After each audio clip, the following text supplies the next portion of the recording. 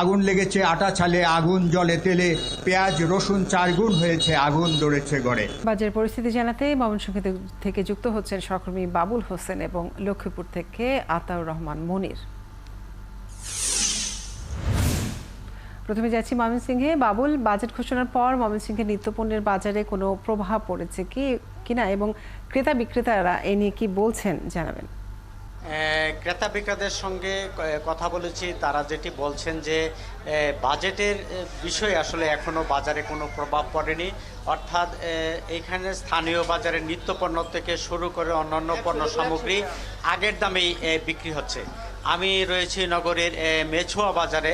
আমি এর আগে চরপাড়া, কাঁচা বাজার এবং নতুন বাজার সহ আশপাশের অন্যান্য বাজারে খোঁজ নিয়েছি। সেখানেও কিন্তু ক্রেতা বিক্রেতারা বলছেন যে সব পণ্যই আগের দামে বিক্রি, অর্থাৎ বাজারে এখনও কোনো প্রভাব পড়েনি। এখনও যেটি পেঁয়াজ সেটি 80 টাকা কেজিতে বিক্রি হচ্ছে, রসুন 240 টাকা এবং যেটি আমদানি করা যেটি আদা সেটি 240 টাকা কেজিতে বিক্রি হচ্ছে। তো অন্য অন্য পণ্য সামগ্রীও কিন্তু সেই আগের দামে বিক্রি হচ্ছে।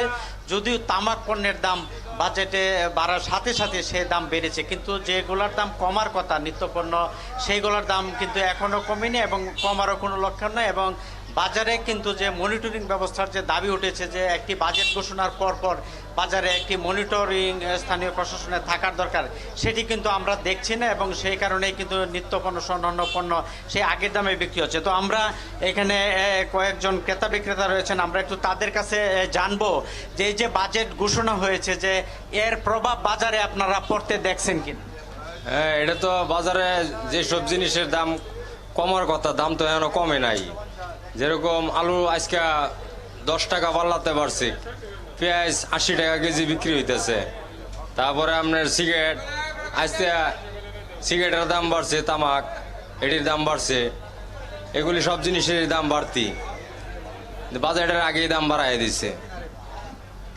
ধন্যবাদ। আমরা একটু আরেকজনের এই বাজারের একজন ব্যবসায়ী রয়েছেন, আমরা একটু তার কাছে জানবো যে এই যে বাজেট যে ঘোষণা হয়েছে, যে বাজেট ঘোষণার পর কোন কোন পণ্যের দাম কমেছে কিংবা বেড়েছে।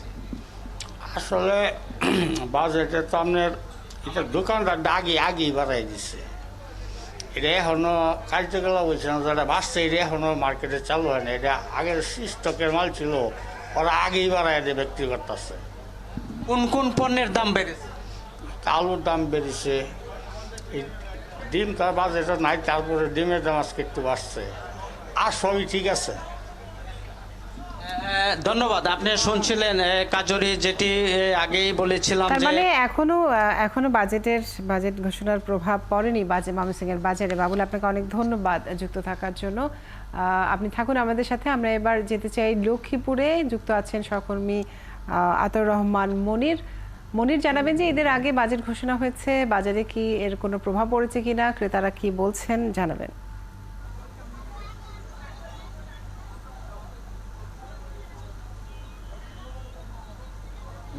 কাজুরি, গত বৃহস্পতিবার যে জাতীয় সংসদে বাজেট অধিবেশন ঘোষণা করা হয়, এরপরেই সেই প্রভাব এখনও পর্যন্ত লক্ষ্মীপুরে যে বাজারগুলোতে পড়েনি এমনটি জানিয়েছেন ক্রেতা বিক্রেতারা। তবে ক্রেতারা বলছেন যে সাধারণত ঈদকে সামনে রেখে, কোরবানি ঈদকে সামনে রেখে অসাধু বিক্রেতারা তারা মজুত রেখেই তারা নিত্যপণ্যের দাম বেড়িয়ে দিয়েছেন।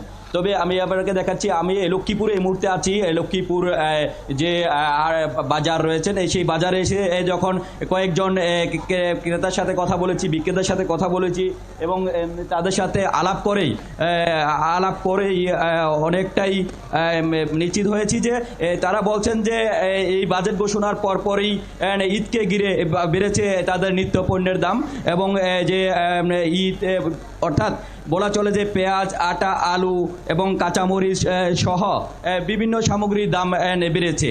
মোট কথা যদি বলি যে আদা, যে এটাই কুরবানি ঈদে লাগবে, এই জন্য এটা 40 টাকা বেরিয়ে এবং 260 টাকা বিক্রি হচ্ছে। আলু 10 টাকা বেড়ে 60 টাকা করে বিক্রি হচ্ছে।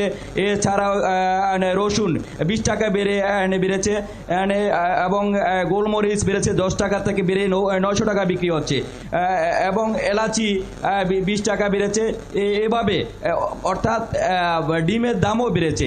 ডিমের দাম 20 টাকা বেড়ে 1240 টাকায় বিক্রি হচ্ছে। এভাবে নিত্যপণ্যের দাম অনেকটাই বেড়েছে। আমরা কথা বলবো, আমাদের সাথে আছেন একজন ক্রেতা।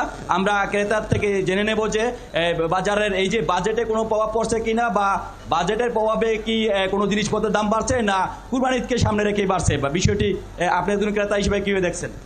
দুটোই এখানে সঠিক। কোরবানি ঈদকে সামনে রেখে বাজেটে মানে আপনার দ্রব্যমূল্যের দাম বেড়েছে। পাশাপাশি সামনে আমাদের যে বাজেট যে মানে প্রকাশ করা হয়েছে, সেই বাজেটে আমরা আমাদের জন্য এটা বিলাসী একটি বাজেট। আগুন লেগেছে আটা চালে, আগুন জলে তেলে, পেঁয়াজ রসুন 4 গুণ হয়েছে, আগুন ধরেছে ঘরে। আমাদের এই ঘরের আগুন নিভাতে হবে। এই ঘরের আগুন নিভাতে হলে আমাদেরকে দ্রব্যমূল্যে আমাদের সহনশীল হতে হবে, কমিয়ে সেই খাতে আমাদের সরকারকে মানে ভর্তুকি দিয়ে এই সমস্ত কৃষি খাতে আমাদের দেশের মানুষকে বাঁচিয়ে রাখতে হবে। এবং পাশাপাশি বলবো, আমি একজন সংস্কৃতি কর্মী, ব্যবসায়ী। আমাদের এই সংস্কৃতি খাতে আমাদের সংস্কৃতি যে সমস্ত ছেলেরা মেয়েরা আমাদের সংস্কৃতি অঙ্গনে কাজ করে, এবং সংস্কৃতি অঙ্গনে যে সমস্ত বুদ্ধার সংস্কৃতিরা রয়েছেন, তাদের ছেলে মেয়েরা যারা আজকে স্নাতকোত্তর করেছেন, তাদেরকে সরকার চাকরি নিশ্চিত করতে হবে। না হয় আমাদের এই দেশে। মনির, আপনাকে অনেক ধন্যবাদ যুক্ত থাকার জন্য। দর্শক, আমাদের সাথে যুক্ত ছিলেন আমাদের সহকর্মীরা, জানাচ্ছিলেন বাজারের খবরাখবর।